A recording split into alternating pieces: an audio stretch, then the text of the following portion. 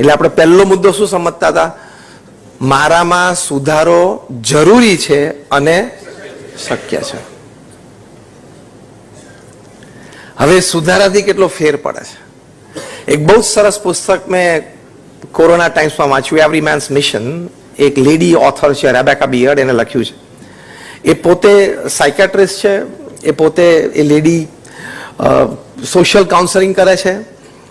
એમણે પોતાના જ અનુભવ એક લખ્યો છે આ પુસ્તકમાં કે કોઈ 45-50 વર્ષની એક લેડી મારી પાસે કાઉન્સેલિંગમાં આવી. રેબેકા બિયર્ડ લખે છે કે after my talk, after the seminar, the lady from the audience, she approached me and she said કે I want to meet you personally. એટલે રેબેકા બિયર્ડે કીધું કાલે સવારે તમે 10 વાગે ઓફિસમાં આવો, અપોઇન્ટમેન્ટ આપી. એટલે બીજે 10 વાગે આ લેડી અમને મળવા માટે ગયા.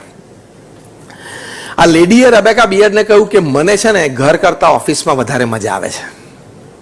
એટલે અમને પૂછ્યું કેમ?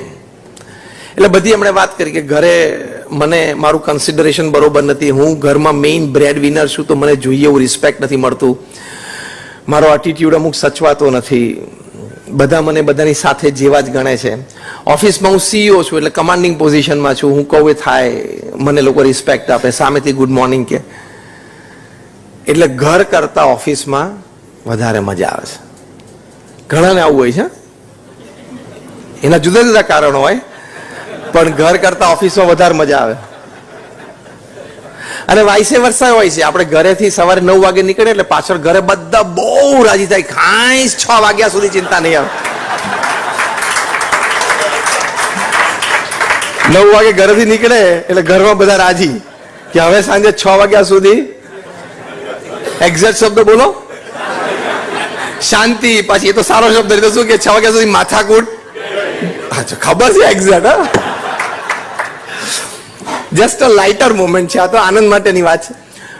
પછી રેબેકા બિયર્ડે બહુ એમની સાથે ડિટેલમાં ચર્ચા કરી અને પછી ખબર પડી કે આ વ્યક્તિને ઘરના ફેમિલી મેમ્બર્સ પાસેથી અપેક્ષા ઘણી બધી છે કે હું મેઇન બ્રેડ વિનર છું તો ઘરમાં હું જઉં ત્યારે મને રિસ્પેક્ટફુલી બધાએ સ્માઇલ આપવી જોઈએ, હું ઓપિનિયન આપું એ કન્સિડર કરવું જોઈએ. ફોર એક્ઝામ્પલ કે સમરમાં આપણે ક્યાં જવું છે ટૂરમાં, તો હું જે સજેસ્ટ કરું સ્થાન એ બધાએ સ્વીકારવું જોઈએ.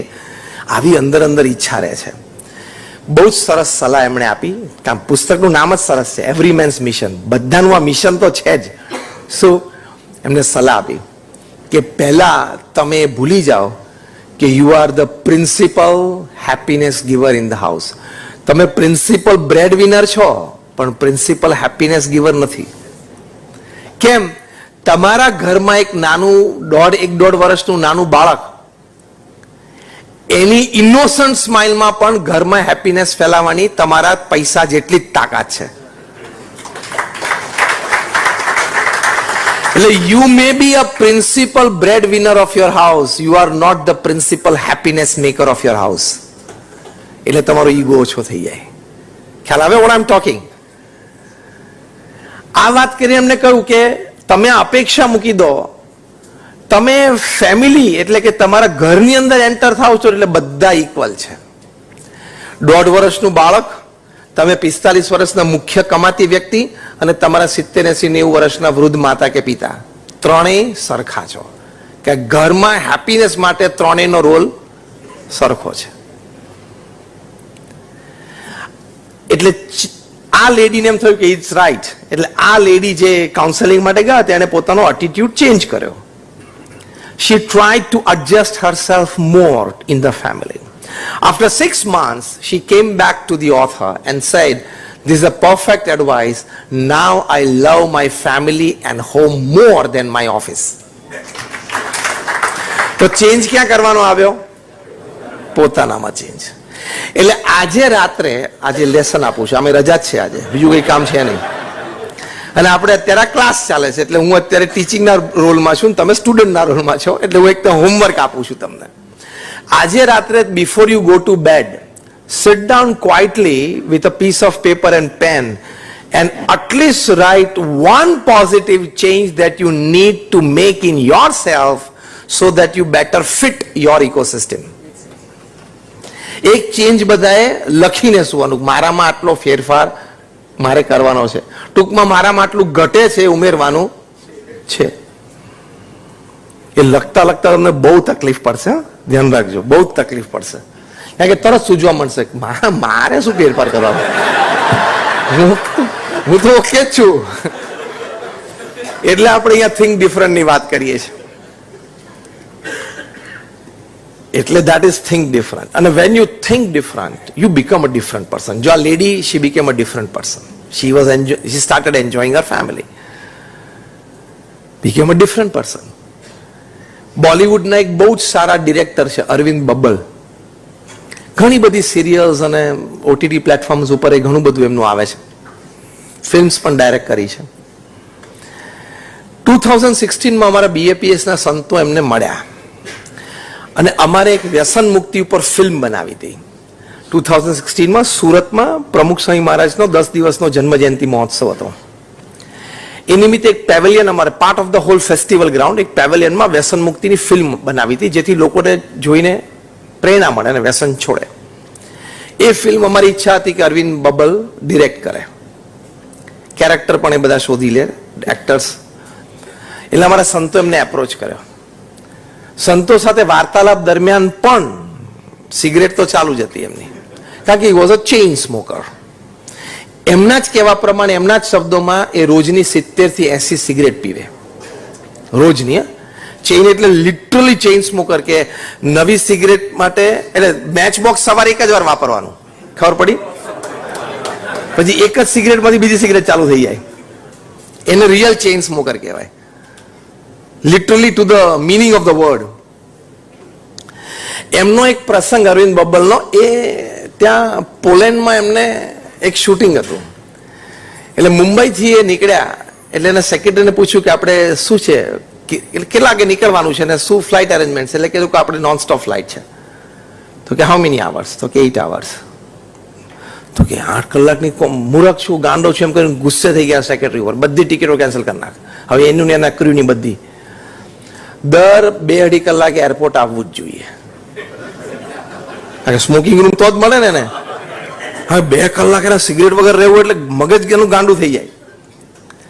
એટલે બધી હોપ કરાવડાઈ, મુંબઈ ટુ કરાચી, કરાચી ટુ કાબુલ, આગળ ત્યાંથી મોસ્કો, મોસ્કોથી લેનિનગ્રેડ, લેનિનગ્રેડથી ત્યાં પોલેન્ડ, વોર્સો, બધી ચેન્જ કરાવડાઈ. એટલે 3 કે 4 જમ્પે ત્યાં પહોંચ્યા. એ ચેન્જ કરીને બધી ટિકિટ્સ, ત્યારે એને કમ્ફર્ટ આવ્યું.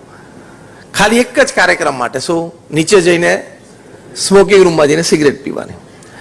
વળતા ટિકિટ્સ ચેન્જ કરવાનો પ્રયત્ન કર્યો પણ બધું ફૂલ જતું હતું, એટલે શક્ય જ નહોતું કે એને મળે. એક જ બ્રેક મળતો હતો, હોપ મળતું હતું, એ વોર્સો એટલે પોલેન્ડથી મોસ્કો અને મોસ્કોથી સીધા બોમ્બે.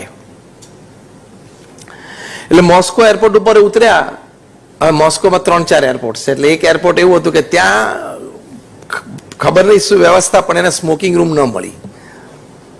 એટલે એને સેક્રેટરીને પૂછ્યું કે તું નેટ ઉપર ચેક કર કે આ એરપોર્ટ ઉપર આપણે સિગરેટ પીએ તો ફાઇન કેટલી થાય. એટલે એને રૂબલ્સમાં ચેક કર્યું, એટલે ખબર પડી કે લગભગ 1.25 લાખ જેટલી થાય. લાવ સિગરેટ, બિંદાસ પી લીધી. સીસીટીવી કેમેરામાં આવી ગયા, એટલે ઓફિશિયલ્સ આવી, યુ કાન્ટ સ્મોક હિયર. તો કે ફાઇન આપી દે, સિગરેટ પૂરી કરી લીધી. આવા માણસ, એની પાસે અમારે વ્યસન મુક્તિની ફિલ્મ બનાવવાની.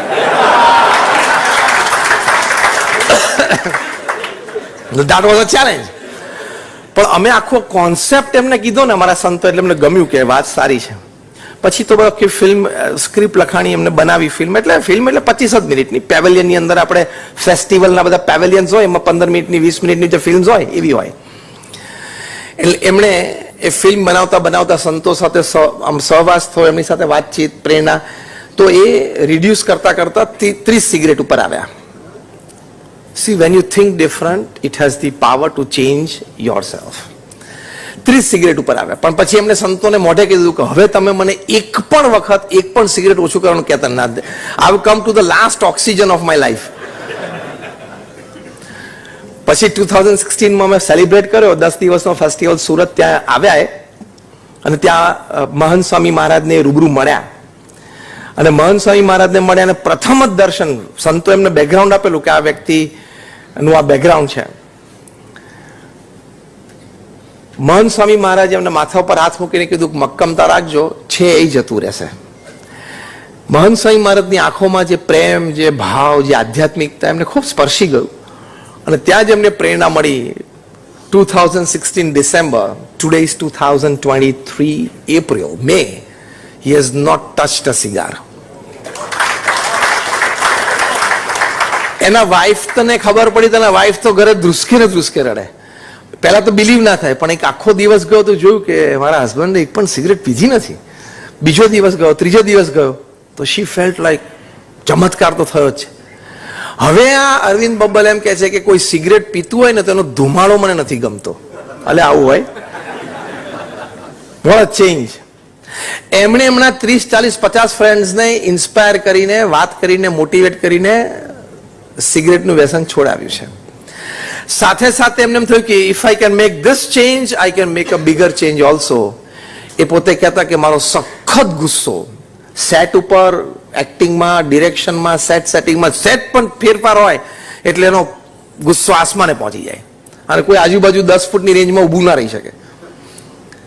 એક એકદમ કૂલ ડાઉન થઈ ગયો. માય વાઇફ, માય ફેમિલી, મારો સ્ટાફ, ઓફિસ બધા અત્યારે બહુ જ રાજી છે કે સાબ બહોત બદલ ગયે.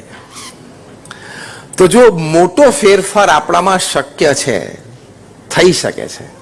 એટલે આપણે જે ચેન્જ લખીએ ને એ ચેન્જ આપણે પ્રેક્ટિસ કરશું તો થઈ જશે, એ શક્ય છે. એટલે થિંક ડિફરન્ટમાં she became successful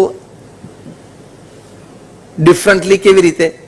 a better family person, a better working colleague. કારણ કે ગુસ્સો અને સિગરેટ ઓછા થઈ ગયા, ઝીરો થઈ ગયા. તો પહેલો મુદ્દો છે થિંક ડિફરન્ટ, બી ડિફરન્ટ, સક્સીડ ડિફરન્ટમાં સુધારો મારામાં જરૂરી અને શક્ય છે. બીજો મુદ્દો, when you think different, you succeed different. કેવી રીતે? તો એક આ પર્સનલ લાઈફની વાત કરી કે ભાઈ મારા જીવનમાં સુધારો જરૂરી અને શક્ય છે. બીજી વાત, બીજો મુદ્દો, સંબંધો સુધરી શકે છે. Think different. આપણે બેઠા છીએ બધાને invariably, I can tell with all confidence કે આપણા જીવનમાં 2, 5, 15 સંબંધો બગડેલા છે. માણસ છીએ, આપણોય વાંક હોય, સામેવાળાનોય હોય. કોન્સેપ્ટ શું છે થિંકિંગ ડિફરન્ટમાં? Relationships can be improved. ખાલી અત્યારે માનવાનું છે. Do you believe? તો મારી સાથે બોલજો, સંબંધો સુધરી શકે છે. આપણા તરફથી થોડો પ્રયત્ન કરવાનો છે. એની માટે પણ 200 વર્ષ પહેલા અમારા ગુણાતીયન સ્વામીએ લખ્યું છે, જો આપણે એના થઈ જઈએ તો એ આપણા થઈ જાય. એ કળા છે. ઘણા વ્યક્તિઓમાં કળા હોય છે. They are smart in human relations. જ્યાં બોલવાનું હોય ત્યાં બોલી લે, જ્યાં શાંત રહેવાનું ત્યાં શાંત રહી દે, જ્યાં નીચી નજર રાખીને સ્વીકારી લેવાનું ત્યાં નીચી નજર રાખીને સ્વીકારી લે, અને છતાં બીજા રૂટ ઉપરથી સોફ્ટલી પોતાનું મન ધાર્યું પણ કરાવી શકે. એક કળા છે. એ વ્યક્તિને કોઈ ગાળ દે તો ગાળ સાંભળતી વખતે પણ હસી લેવું એક કળા છે. અને ગાળનો પણ જો ઉપયોગ કરવો એ તો બહુ મોટી કળા છે. આપણા દેશના જે સર્વોચ્ચ વ્યક્તિ છે ને એની પાસે આ કળા છે.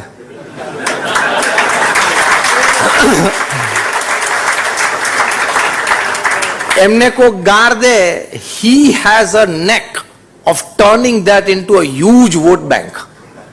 એક બહુ મોટી કળા છે, સામાન્ય કળા નથી. ગાળની સામે ગાળ નહીં દેવાની, ગાળનો ઉપયોગ કરવાનો. આવી ઘણી બધી લૌકિક કળા છે કે જેમાં તમે કોન્ફિડન્ટલી કોઈ પણ સંબંધ સુધારી શકો છો.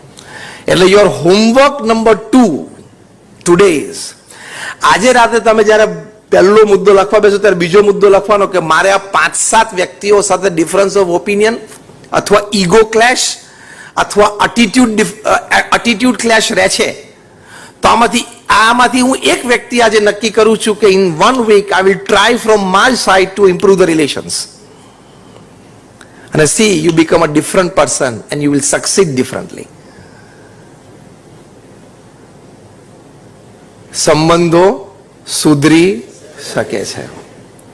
પ્રમુખ સ્વામી મહારાજ એમના જીવનકાળ દરમિયાન 1300 થી પણ વધારે સંસ્થા ઊભી કરી. આ તમારે જોલી જીમખાના એક સંસ્થા છે ને, આવી નાની મોટી 1300 સંસ્થાઓ, એકનું સંચાલનમાં કેવું થાય છે સાંજ પડે મનોજભાઈ? એકનું આ સંચાલન વહીવટ વ્યવહારમાં આ 1300 hospital, hostel, schools, colleges, community centre, સંસ્કાર કેન્દ્ર, મંદિર અને અક્ષરધામ, 1300. ઘણા સારા ડેવલપર્સ અને બિલ્ડર્સ અમે મળીએ ને તમે, હું એને એક જ પ્રશ્ન પૂછું છું, 1300 જમીન પર્પસફુલી આ આંખથી તે જોઈ હોય તો મને કે. હજી સુધી મને કોઈ આ નથી પાડી. કાં તો એમ પૂછું, ગમે તેવા મોટા બિલ્ડર અને ડેવલપર હોય 1300 જમીન ઉપર પર્પસફુલી પગ મૂક્યો હોય, ફરવા ગયા હોય, ગાર્ડનમાં વોક લેવા ગયા હોય, એવું નહીં કે ભાઈ આનું કંઈક હોય તો જોવો ને, કંઈક હોય તો કંઈક કરીએ, વિચારીએ, એમ એવા પર્પસથી. પછી કર્યું ના કર્યું ચેપ્ટર 2, પર્પસફુલી એ જમીન ઉપર આમ પગ મૂક્યો હોય 1300 જમીન ઉપર, એ આંગળી ઊંચી કરો. ત્યારે કોઈ આંગળી ઊંચી ના કરે. પ્રમુખ સ્વામી મહારાજે 1300 જમીન ઉપર 1300 પ્રોજેક્ટ પૂરા કર્યા,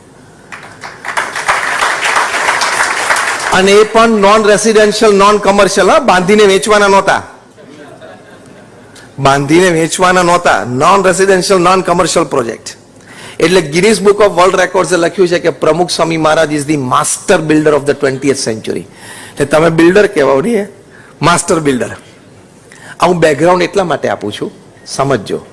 આ બેકગ્રાઉન્ડ હું એટલા માટે આપું છું કે 1300 પ્રોજેક્ટ કર્યા હોય એટલે કેટલી વ્યક્તિઓ સાથે વહીવટ વ્યવહાર કર્યો હોય, કેટલી વ્યક્તિઓ સાથે મિટિંગો કરી હોય. પ્રમુખ સ્વામી મહારાજ એમના જીવનમાં 100 કરતા વધારે આર્કિટેક્ટ સાથે પ્લાન ડિસ્કસ કરેલા છે. 100 કરતા વધારે આર્કિટેક્ટ, 100 કરતા વધારે કોન્ટ્રાક્ટર સાથે બેસીને ડિસ્કસ કરેલું છે. એ વ્યક્તિનો અનુભવ કેટલો. એ પ્રમુખ સ્વામી મહારાજને પૂછ્યું કે કયો વિચાર તમારા મનમાં હંમેશા રહે છે? ત્યારે પ્રમુખ સ્વામી મહારાજે કહ્યું કે જે વિચાર મને ક્યારેય નથી આવ્યો એ હું કહું. That was more interesting. પ્રમુખ સ્વામી મહારાજ બોલ્યા, કોઈનું પણ અહિત થાય એવો વિચાર મને ક્યારેય નથી આવ્યો. સંબંધો સુધરી શકે છે મુદ્દો આપણે ચર્ચીએ છીએ ને, એમાં મુખ્ય મુદ્દો છે કોઈનું પણ અહિત ઈચ્છવાનું નહીં. એ છે હું છું. એ વ્યક્તિ એના નસીબનું, એના પુરુષાર્થનું, એની ઉપર થઈ જે ભગવાનની કૃપા, એનું એ ફળ ભોગવે છે અને આનંદ કરે છે. હું મારા નસીબનું, મારી મહેનતનું અને મારી ઉપર થઈ ભગવાનની કૃપા, એનું ફળ હું ભોગવું છું. He is he, I am I, finish. આમાં ઈગો નથી, પણ clarity of purpose of life છે. It's not ego. એને શું કહેવાય? Clarity of purpose of life. એ છે હું છું. કોઈની સાથે ઈર્ષ્યાનો ભાવ જ નથી, કોઈની સાથે અભાવ ગુણની વાત જ નથી. એમાં મગજ બગાડાય નહીં, એમાં મગજની શક્તિ બગાડાય નહીં. એટલે meet and greet every people with a smile. Professionally પણ એર હોસ્ટેસ બધા સ્માઇલ કેવી આપે છે? જેમ તમારે 20 વર્ષનો સંબંધ હોય ને એવો સ્માઇલ આપે. હા, એનું પ્રોફેશન છે, and they are up to the mark. એનું પ્રોફેશન છે ને કરવું જોઈએ, કરે છે. તો આર્ટિફિશિયલી પણ લોકો એટલું કરી શકે છે. તમે નેચરલી થોડુંક પણ કરો ને તો તમારા સંબંધો બહુ સારા રહે.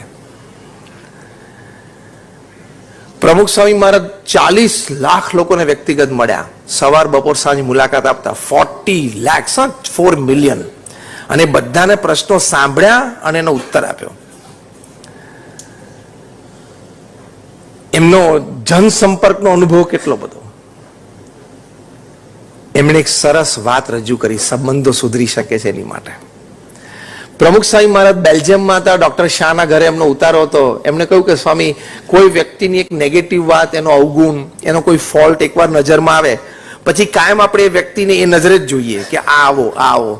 કોઈ એ વ્યક્તિની સારી વાત આપણને કરવા આવે ને તો આપણે કંઈક વાત તારી બરોબર છે, પણ હું તને એક વાત કરું.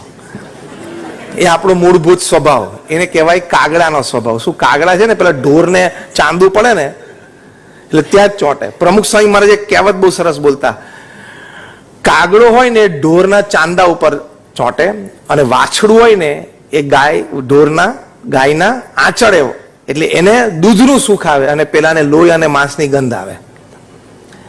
એમ આપણે સ્વભાવ છે ને એ વાછરડા જેવો રાખવો કે આપણે સાચી સારી વાત હોય ત્યાં જવું. ખોટી ખરાબ વાત હોય એમાં ઇન્ટરેસ્ટ તો બધાને બહુ પડે, હા?